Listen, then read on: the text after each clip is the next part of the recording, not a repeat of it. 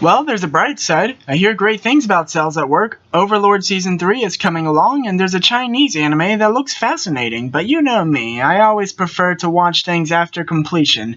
So in the meantime, I located the most relevant, completed anime I haven't reviewed yet, and it's Musume Pretty Derby. I wasn't really expecting a lot. An anime about horse girls just seems like the sort of thing that was going to happen eventually, in the same spirit that caused someone to say, I want to date a cute tank, and Panzer Medels was born. Famous race horses are reincarnated into another world much like our own to become horse girls who somehow keep the same names and are apparently allowed to drink on a school campus. They all seem to be expected to learn to run in races for one reason or another, and then sing on a stage for no other reason than someone in production realized idol girls would bring in the moolah, so they were going to force singing and dancing if it killed them. The races themselves are actually rather interesting, and I honestly feel like I learned a little bit about relay races. Special Week learns different ways to run and works hard, all for the vague goal of becoming the best horse girl in Japan. Which brings me to a couple of minor complaints. Why do the horse girls self-identify as horse girls?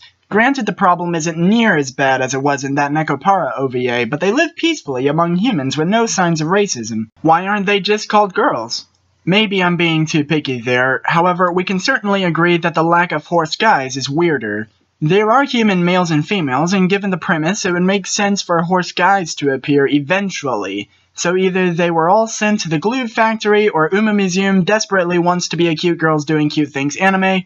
It's not terrible, it just needs a little more world building, an explanation as to why this phone is so big, and to give me a little more reason to care during the first half. Every time a main character came in second place, they had to have a little cry over it, and this took me out of the experience somewhat. No one can expect to win every time. The pink-haired girl had the right idea. She came in fifth in a particular race, and she was pumped she did that well. About halfway the series, my heart was moved a full inch by the friendship between Special Week and Suzuka, but this eventually lost me too. I suspect this would be more appreciated by a newcomer to anime. The girls are kind of cute, but I've seen far cuter and more memorable characters. The humor was better than Tada Never Falls in Love. Of course, I've seen Roadkill funnier than Tada Never Falls in Love, but hey, for what it's worth. I heard the girls are named after real-world racehorses. That's an interesting touch, and there seems to be just enough passion in the work itself that I hesitate to throw it under the bus. But like Megalobox before it, it just wasn't for me.